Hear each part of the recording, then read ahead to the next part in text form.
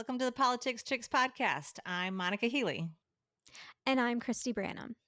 Today we're going to do some of our usual, a little check-in following the podcast that wasn't, and we will explain about that in a minute. Our regular segments, Peep Cheeps, where we will delve into just being a normal person who isn't consumed by the current mess we are in politically. What the clock? A few of our recent moments that make your eyes roll back in your head while you say, what the clock is happening? And Hope in the Hen House, some reasons to hold on to hope in these tumultuous times. At the time of this recording, our last two articles were My Hope in the Hen House, describing my trip to Channel Islands National Park. Christy followed that up with her own article, and maybe you want to say something about that? Yeah. So a few weeks ago, you brought something important to my attention, and you noticed that my responses to posts were starting to get angrier and even cruel at times. And you were right. We've had some real conversations about how we deal with trolls as a team because we're not out there looking for them anymore. They're finding us and seeking us out, unfortunately. And they're relentless, and they're brutal, and they're unkind, and they're dehumanizing. And the more they went after our posts, the angrier I was getting. And I kind of let myself sink into that anger.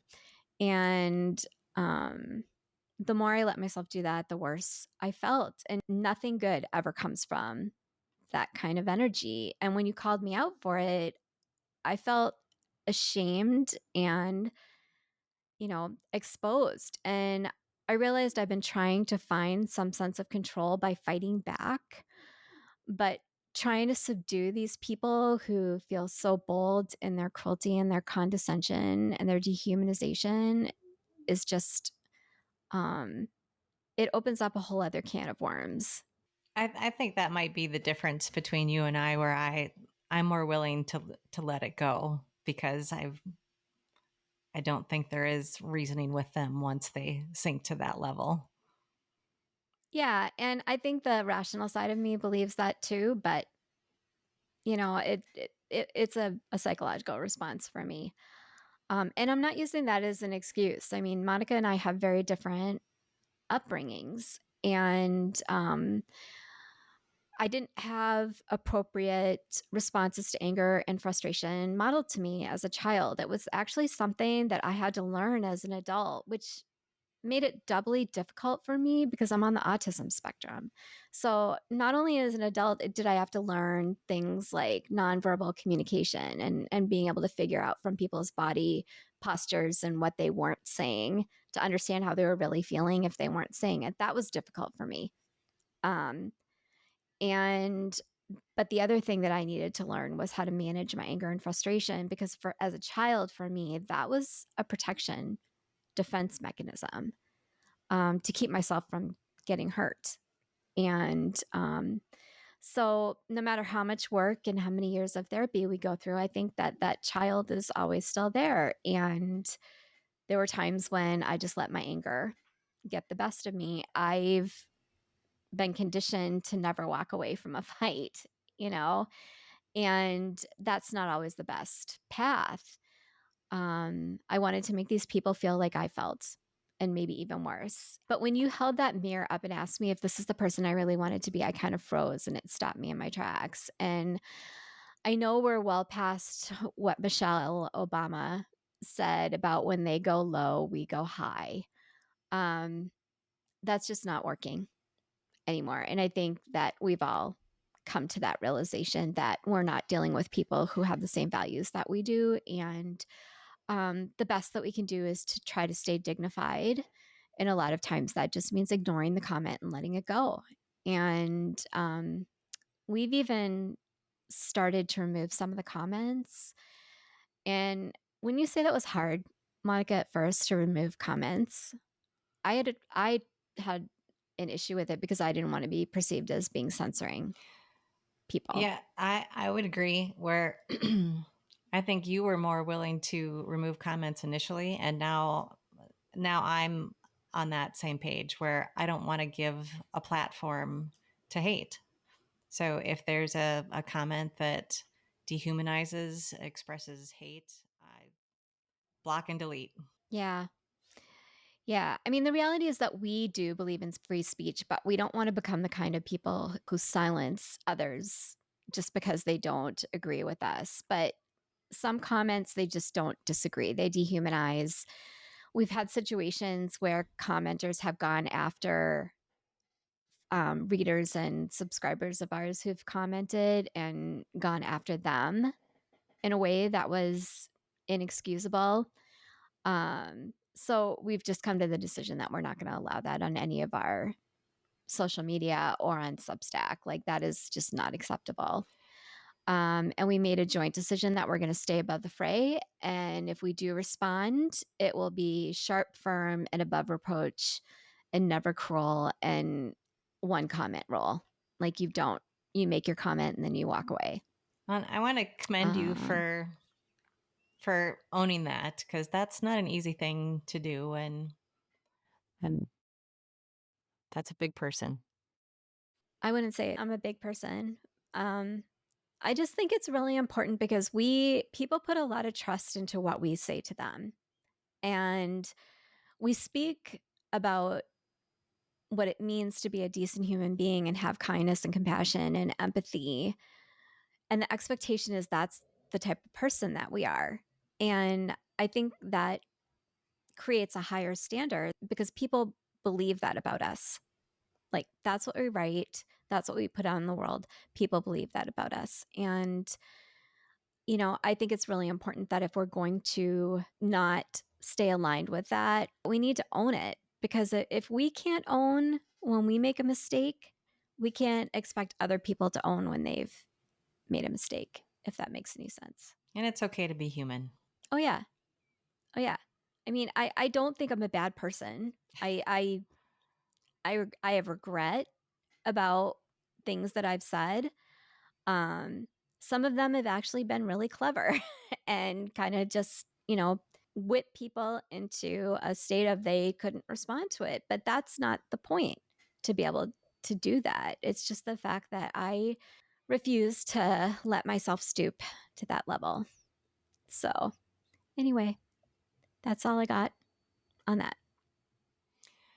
So moving on, we mentioned that we had a podcast that wasn't. So you actually did all of the work behind the post editing and post production and everything, and we laughed and laughed and laughed. Oh my God. Our last It was so it was good. so It was so fun. funny.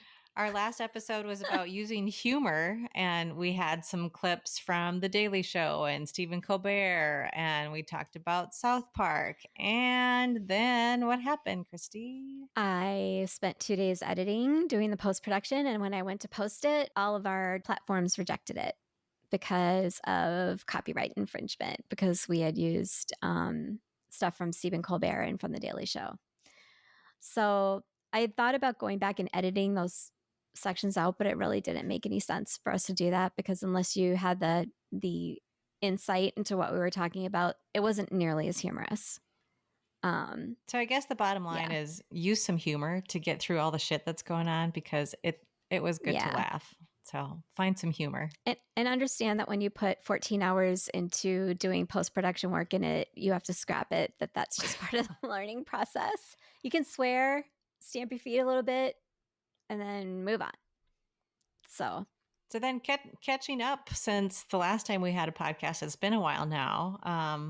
I was back in the Twin Cities for a while, and you and I saw each other in person, which does not happen anymore now that I'm in California. No, and we talked for like 2.5 hours, and not that we were trapped in a bad way, but we were kind of trapped in the restaurant because it was storming. Like, the sky was green, tight, and pouring, storming. We weren't going anywhere for a while. No. And I mean, we were talking, and like all of a sudden we look up and go, oh, it's like really storming again. It's a good thing we're not done visiting. So, yeah, it was fine. I got to talk to you and teach you about banana ball, which you I didn't had know never heard of about. banana ball. And banana ball is so fun. I'll put a couple clips up while we're talking about it, but it's a fan first baseball league that's kind of like the Harlem Globetrotters for baseball players. And they do all these trick shots and they, really interact with their fans. They go out in the stands when they're not playing. They dance on the field in between innings and in between pitches, even like the pitcher and the outfielders will do a little dance and then he'll throw his pitch and the umpire dances along too, and sometimes the batter dances along too. And I think that they're up to like 4 or 5 teams now, and they were going to add 2 more. And then next season, they're going to have a full 60-game season. They were just in the Twin Cities last weekend, and you could get tickets. It was sold out. So another example of So finding joy to get through the shit show that we're in. yeah, and they just showed up in my YouTube feed for some reason, and I started clicking on it. And so when you hit the algorithm right, it starts showing you more and more of that stuff. So it's a healthy distraction compared to all the other options that are out there. So it was fun to share that. Monica, you attended a protest in Dana Point along the Pacific Coast Highway, Yeah, right? in keeping with our finding joy, it fills my bucket to be among like-minded, well-informed people that see what is happening and see the need to protest. So go find a protest and fill your bucket. Yeah. And you have an update on Finley, one of the twins whose parents, Adam and Cody, we interviewed a while back. Yeah, from our last published episode, they celebrated their first birthday, and we just wanted to let you know that the Dawsons received another diagnosis for Finley. It is spastic diplegic cerebral palsy, which identifies the primary reason why he's not meeting a lot of his physical developmental milestones. So his dad told us that moving forward, this means Finn will need extra support and therapies to support his development. And if you would like to continue and show your support for the Dawsons, I'll put a link to their GoFundMe in the show notes. So while we were at the restaurant, I got to give Monica a box full of cute cookies that Kelly made for us from episode 4 with our logo on them.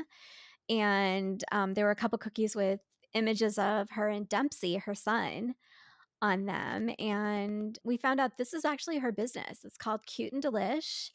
And I will leave the contact information and the website. I thought it was really fun that she actually matched our red and blue for our logo, because I kind of have used off colors to kind of like make it so we're not like totally reflecting the American flag and the American colors. So that was really fun to get those. So I gave them to Monica, and I think that's about it, right? Yeah, That catches we're us all up. cut up. So moving on to what? The clock. And there are so many moments to choose from, but we picked a few for this episode of the podcast. So we'll watch a few of these clips and give you some commentary. Our first one is Trump on the White House roof. I can't even believe I just said that.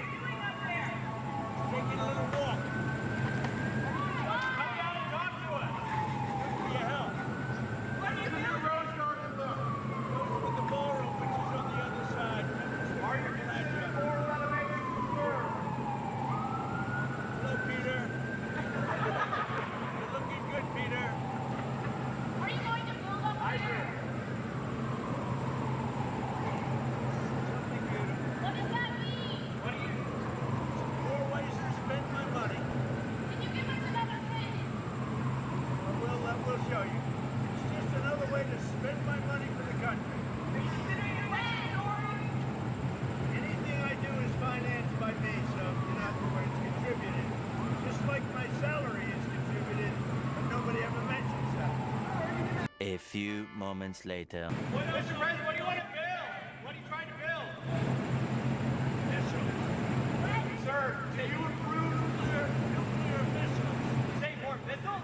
Are you building missiles? What? Come on, Dad. Do you approve of Netanyahu taking over all of Gaza, sir?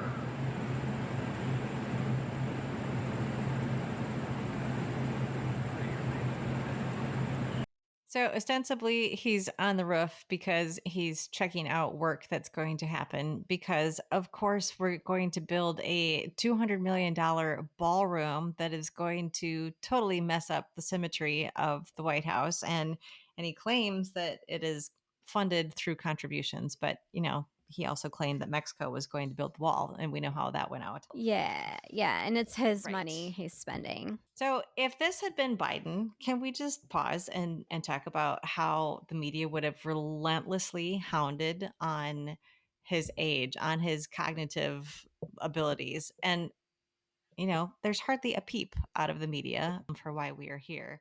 But what I really want to talk about is the missiles. At the end, Yeah. he's joking about building nuclear missiles. At least I hope he's joking, but you can't put anything past this regime. But you do not joke about nuclear missiles when you hold the nuclear codes. You just don't. No. And especially at this point in time where he has stationed 2 nuclear subs off the coast of Russia.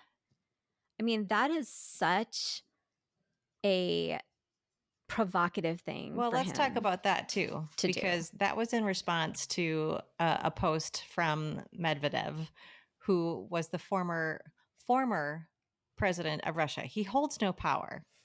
So he's basically trolling Trump. And Trump comes back talking about how they're going to position nuclear subs. So we have to address that too, because all submarines are nuclear and all submarines are traveling all over. So it's not. Well, and did you know what that post was about that he was responding to by Medvedev? Yeah, Medvedev was talking about Russia and the US going to war. Well, he also ended it with the fact that Israel is not the only country that has film footage of a questionable nature about Trump, basically hinting about his improprieties. So that in itself is terrifying. This whole Epstein Files thing is not going away, and it's got an undercurrent in everything that's happening. I mean, it's like every time something happens, somehow the Epstein Files turn up in it. So there it is turning up in this clip. Well, and he can't let it go either. At one point I was hopeful that the Epstein files would be what brings him down, and maybe it will be, but I still think it will be the economy. Yeah. Well, just looking at some of the pundits talking about the fact that the MAGA base has now been fractured. And if you start looking at even people like Laura Loomis kind of back in the fray, but people like Ben Shapiro and the Manosphere people like Joe Rogan and the guys on the Flagrant podcast are pretty much done with him. They basically have said he's delivered shit on what he said he was going to do. And not only that he's acting like he's guilty. They both said that. Rogan has said that's his line in the sand. Yep. So this next clip is about Sean Duffy speaking about the fact that we're behind as far as the space race goes, and that the United States plans on building a nuclear reactor on the moon. So let's go ahead and watch that one. Lauren Shank, Fox Business. I had a question on setting up a nuclear reactor on the moon. What challenges do you and the experts anticipate with that, and how critical is that we beat China in winning the second space race? I didn't think the moon was going to come up today. I wasn't prepared for that. Well, you are the acting NASA administrator. And it didn't come from Politico, so that's wonderful. Listen, so this is not a new concept. This has been discussed under Trump 1, under Biden. But we are in the race. We're in a race to the moon, in a race with China to the moon. And to have a base on the moon, we need energy. And some of the key locations on the moon, we're going to get solar power. But this fission technology is critically important. And so we've spent hundreds of $millions studying, can we do it? We are now going to move beyond studying, and we have given direction to go, let's start to deploy our technology to move to actually make this a reality. And I think the stat we have is it's a 100 kilowatt output. That's the same amount of energy a 2,000 square foot home uses every 3.5 days. So we're not talking about massive technology. We're not launching this live. That's obviously, if you have any questions about that, no, we're not launching it live. But again, energy is important. And if we're going to be able to sustain life on the moon to then go to Mars, this technology is critically important. And I would just note that we're behind, right? If we're going to engage in the race to the moon and the race to Mars, we have to get our act together. We have to marshal all of our resources, all of our focus on going to the moon, which is what we're going to do. And again, there's a lot of things that NASA does, and a lot of people love a lot of the things that NASA does. But this is about space exploration, and this is about this next phase. A lot of people don't know even what Artemis is. Everyone knew what Apollo was. We all knew, the whole world knew what Apollo was. We were going to the moon. Artemis is we're going back. So in the first part of next year, we are going to send Artemis 2 out. Met the 4 astronauts. They're fantastic. We're going to go out around the moon and come back. Artemis 3, we are going to go back to the moon. We're going to land. The longest time we've spent in the past was 3 days. We're going to stay for 6 days. And then after that, we're able to start shipping our assets to the moon unmanned. And we'll have those assets there as our astronauts arrive and are able to build a base. But this is critically important. There's a certain part of the moon that everyone knows is the best. We have ice there. We have sunlight there. We want to get there first and claim that for America. And to do this is this part of the fission technology is critically important to sustain life, because solar won't do it, but it's just a lower amount of that fission technology that's going to allow human life to sustain. All righty then. All right, I have thoughts, but this was your choice, so you give your thoughts first. Well, I'm just going to start this off with the fact that this guy is a reality TV star. He started off on MTV on The Real World and ended up his reality TV career with Road Rules, the show Road Rules. I watched The Real World when I was in college, but that was 30 years ago. I mean, that's how old that show is. And I never saw Road Rules. But did you know he's from Minnesota? He went to St. Mary's College in Rochester, and then he graduated from William Mitchell, which is William Mitchell College of Law. So he's an attorney. So he's no dummy if he made it through law school. I don't know if he passed a bar or not. I couldn't find that information. But the reality is the man is an attorney at best, adding to his resume as a reality TV star. He's not a scientist. And I guess that's where my biggest issue with having him in charge of NASA lies. Right? Like, shouldn't we have at least an astrophysicist or a rocket scientist as the head of NASA? And he wants to make sure we get the good side of the moon. Okay. I mean, there's more ice on one side than there is on the other, I think. So we want to get the good side with no ice, I guess, so that we don't have to dig through ice to build our nuclear reactor on the moon. My issue with all of it is the resources used to do this. And I am married to a man that is fascinated with space exploration. And I understand that innovation has come from all of that. And there are a lot of things that we can count ourselves lucky to have because they came about due to space exploration from the 60s, 70s, and before that. But in this day and age, what we are experiencing here, the climate change, the risk to our climate, hunger, injustice, this is how we are choosing to spend our resources. I can't even. Well, and the Trump administration just wrote an order for NASA to destroy the 2 primary satellites that monitor that are in perfectly working order. Climate change. Yeah. So, and they're planning on pulling out of the International Space Station at some point. They want to replace it with something that is American and doesn't have to be part of the unilateral attempt for humanity as a race to explore the universe. They just America first in space too, I guess. I guess that's it's all about thing. The ego. I think they can take the nationalist fascist logo and slap it on just about anything these days, if we're being honest about things. All right. So So recently, the July jobs numbers came out and they weren't as good as might have been expected. But even beyond that, it was that the numbers for May and June were revised down by 250 million, right? Yeah. So that's not uncommon for that to happen. It's happened a number of times since the Bureau of Labor and Statistics was introduced in 1979. It's not uncommon at all. Yes, because those initial numbers that they get are rough because they're based on the amount of payroll taxes that the National Treasury receives. And then they get follow up from that from payroll companies, actually, with reporting how many people were actually paid out. And drastic revisions are not uncommon when there is going to be a swing in the economy, which I believe is where we are. But Trump didn't like those numbers, so he decided to shoot the messenger.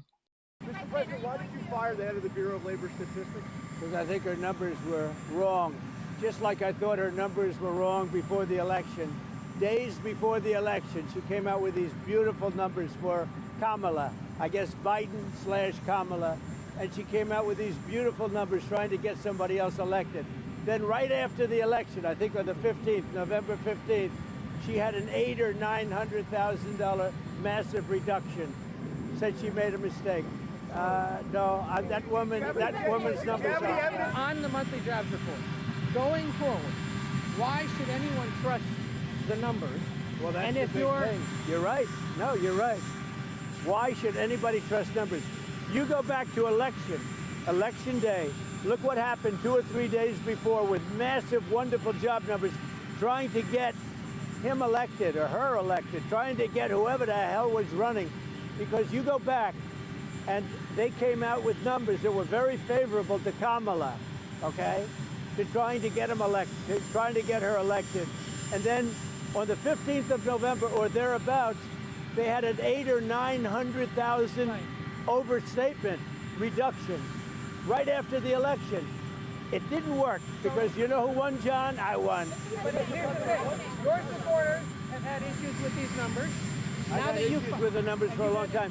But today's, we're doing so well. I believe the numbers were phony, just like they were before the election. And there were other times. So you know what I did? I fired her. Right. And you know what? I did the right thing. If any government official going forward is presenting data or information you don't like, should they fear for their job? I've always had a problem with these numbers. You know, I was thinking about it this morning. Before the numbers that came out, I said, who is the person that does these numbers? And then they gave me stats about before the election. I had a similar problem. I mean, she gave out numbers that were so good for the Democrats. It was like unbelievable. And then right after the election, she corrected those numbers with, I think, almost 900,000 corrections.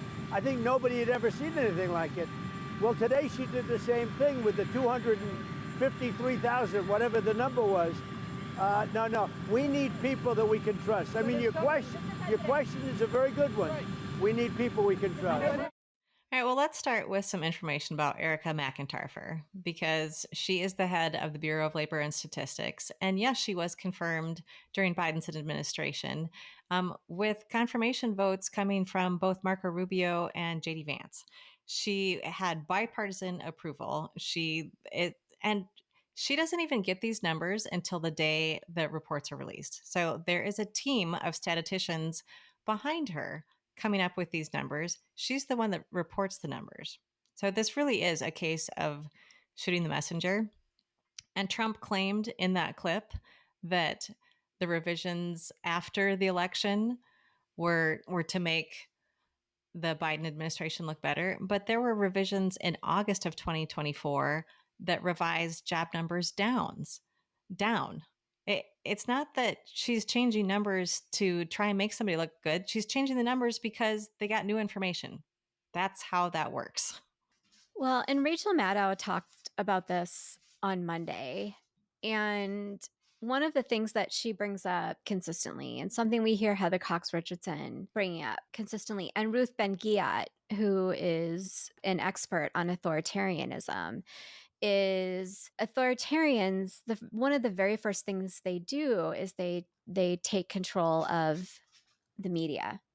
and they take control of information, and they want to control what people are hearing. And, I think that's what all this stems from, because don't believe your eyes and ears, believe what the state is telling you. And, it's not even just Democrats that are calling this out as potentially being damaging to the administration. There were a number of Republicans. Tom Tillis commented on the fact that when you fire people who provide information in a bipartisan, scientific way, you're causing people to question whether or not the government is telling you the truth. Yeah, kind of unbelievable. Yes. So troubling.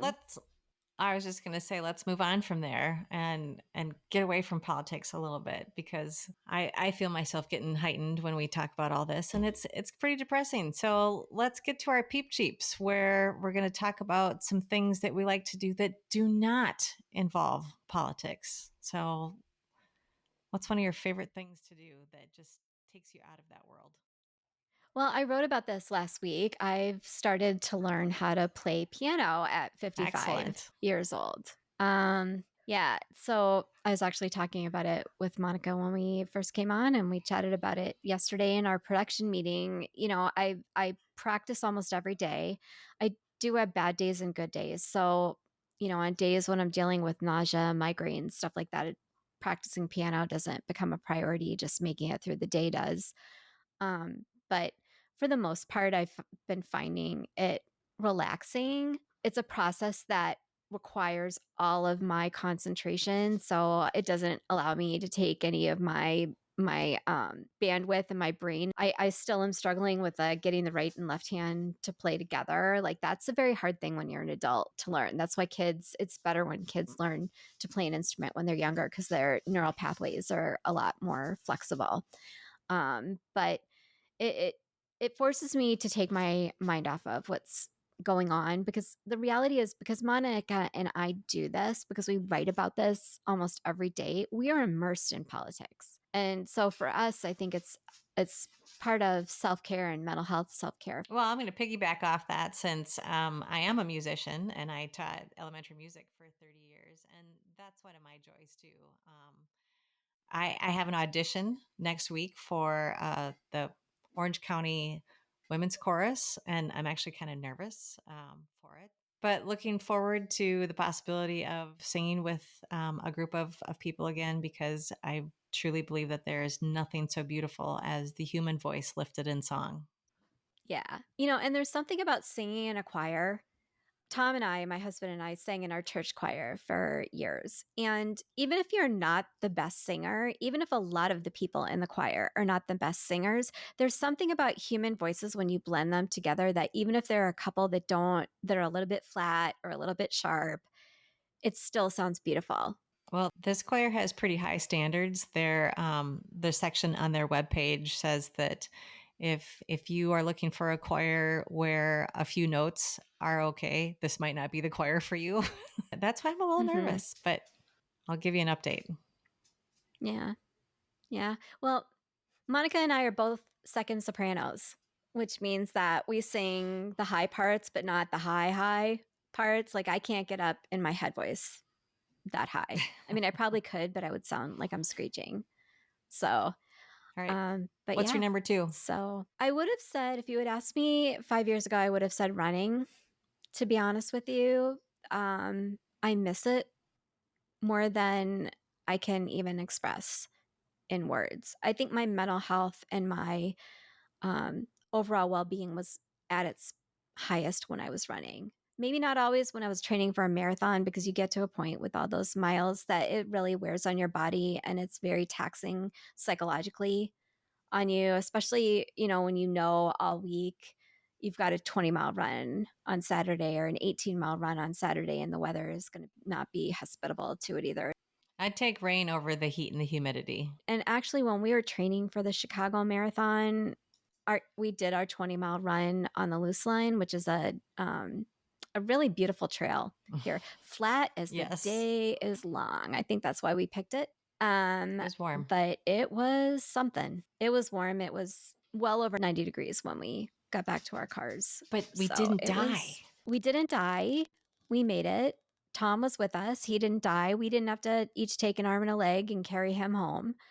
And because Chicago was his first marathon. Did you know that? I had forgotten that.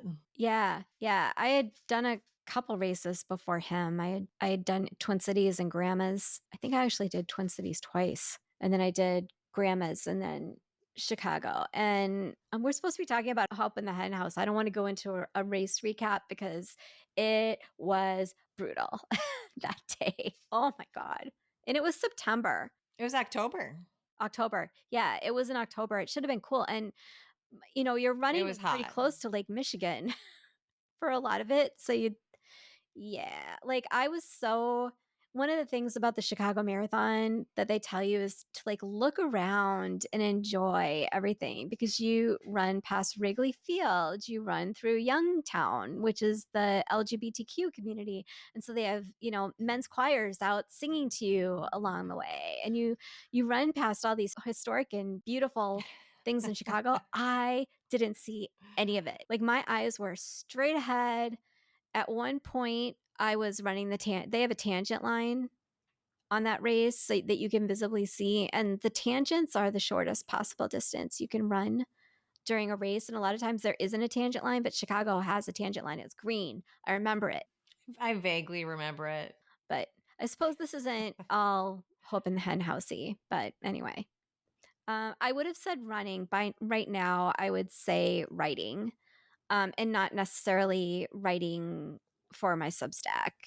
I do other types of writing. I journal, I write poetry, I write fiction. So working on those things that I'm just not comfortable enough sharing with the world, but still get some sense of fulfillment by creating. So what about you, Monica? My number 2 is being outside. And even when I lived in Minnesota, that was my escape. I would go outside and run if it was 10 below. If it got much colder than that, I wouldn't be outside. But now that I'm in California, I am outside all the time. Well, you can't help it because you have a whole wall in your house that basically opens up. I do love it. It is so great. It is really great here. So being outside. Are you going to miss it when you come back, do you think? Yes. Yeah, we really love it here. Yeah. All right, your number 3. My number 3, I think, is going to be making visual art. Most of the artwork on my articles and a couple of the ones that Monica has done has been my artwork. So I'm not talking about that because a lot of times when I'm working on that, I'm coming up with a concept that reflects the article. I'm talking about making beautiful things. I like drawing flowers. I love drawing birds. I love doing compositions like that. And I do most of my art digitally.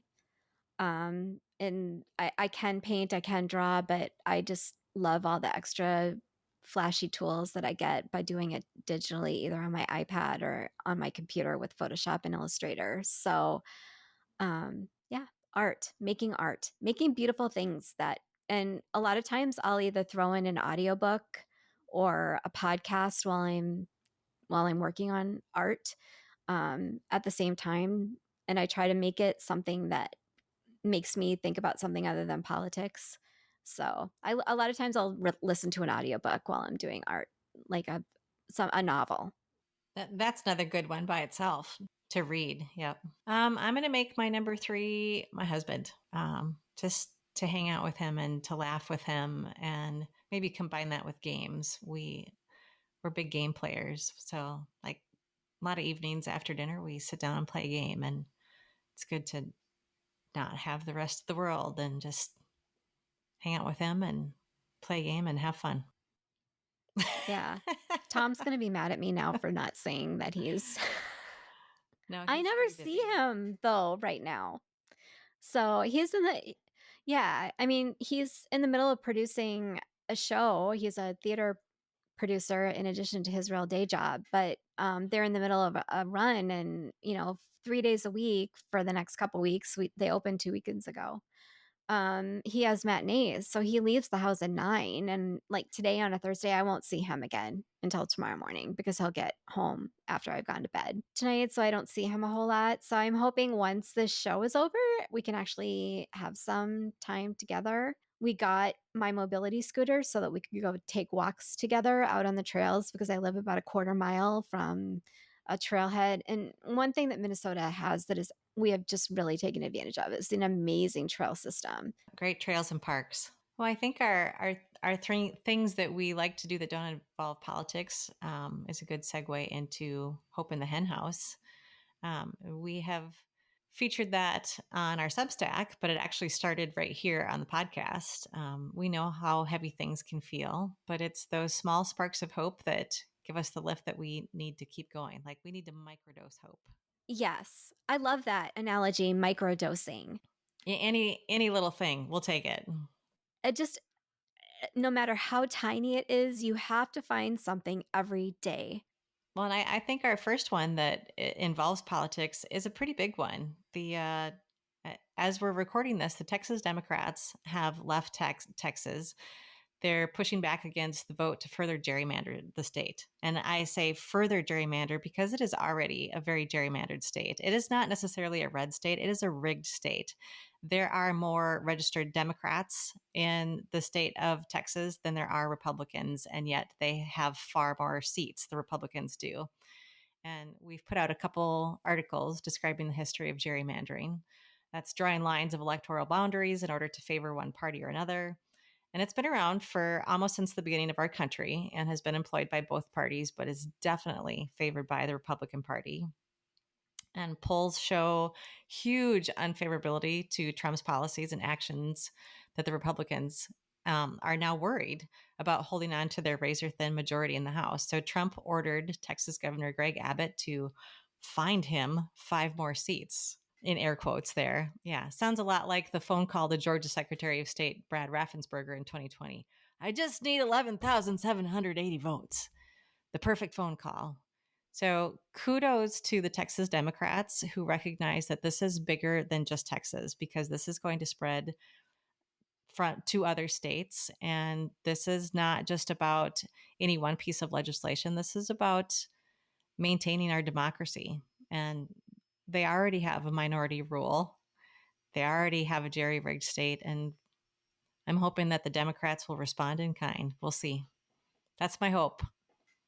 Yeah. And you brought that up. Gerrymandering was named after one of the people that signed the Constitution. So it's literally been around since the inception of our country. Texas is one of the most gerrymandered states.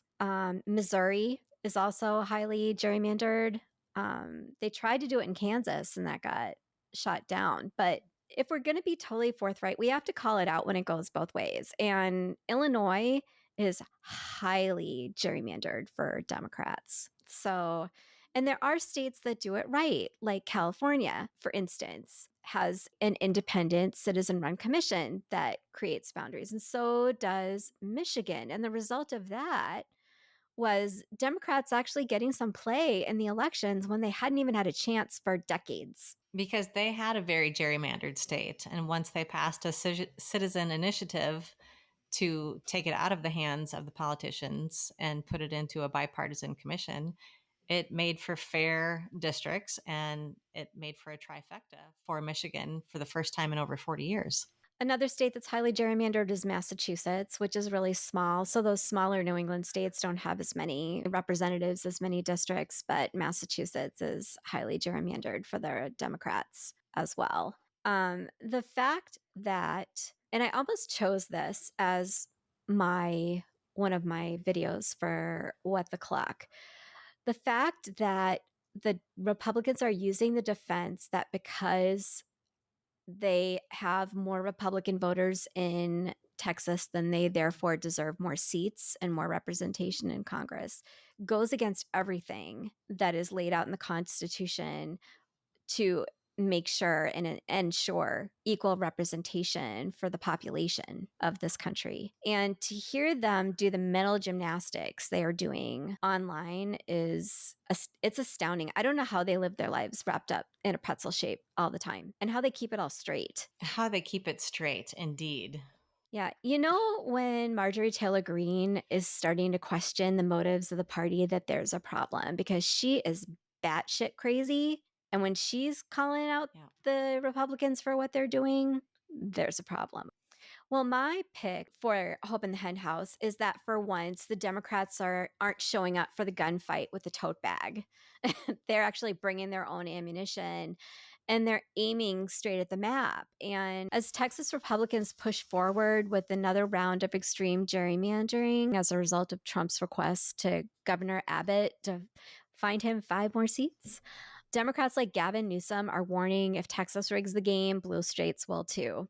No more unilateral disarmament. I mean, basically what this is creating is the same thing that the Cold War did when we were younger. Like, you and I grew up during the Cold War in the 80s and 90s, where mutually assured destruction is what kept Russia and the United States from actually using their nuclear weapons. Like, that, this is what the stage is being set as. And California, if they gerrymandered California, would more than offset the additional seats in Texas. And the problem the Republicans are going to find is that they have gerrymandered so many of their states. They've squeezed pretty much all they can out of the states that they already control, whereas the Democrats have tried to hold themselves to a higher standard. And so we've got options. New York is in play. It may not be in play for the midterms because in order to redistrict, they have to let it sit for 2 years. But it will definitely be in play for the general election. Illinois is already gerrymandered to the hilt, but there are other states that could do that, like Michigan, who currently have a trifecta in the House, the Senate, and the governor. Minnesota is another state that could easily gerrymander. I literally live 6 inches from Tom Emmer's district, where I live right now. And if you look at his district, it is funky. I will try to find a picture of it and put it up on the screen. We live in a northwestern suburb. So to our north, we have Otsego. And to our far south, like 15 miles south, is Chanhassen. Both of those cities are in Emmer's district. How does that work? It is a weird district. And the way they draw the boundaries is just bizarre. Yeah. So kudos to the Democrats and my cat for giving me a little hope right here. And I think that about wraps things up for today. So any closing thoughts, Christy? Yeah, I think the important takeaways that we have from today are first and foremost to find something that is a good distraction, to get your mind off of doom scrolling, to get your mind off of politics and all the issues that are going on, and just find you called it islands in your article. Finding those islands that distract you and give you the respite that you need to recharge so that you can be refreshed and ready for the fight. And also, now that the Democrats have really started amping up their game, doing whatever you can to support them. Show up, call your congressman, call your senator, show up at protests. All right. If you are finding meaning in the stories we're sharing, if something moves you, challenges you, or makes you see the world a little differently, please like, comment, and share. It helps more than you know. It puts our work in front of more sets of eyes and goes miles in helping us keep growing this amazing community. Yes. And follow us everywhere at The Politics Chicks on Substack, Blue Sky, Threads, Instagram, TikTok, and Facebook. Thanks for being here, folks. Thanks for being a part of our community. Keep shining your light so we can find each other in the dark. And remember, we are stronger together. Thanks, folks. See you next week.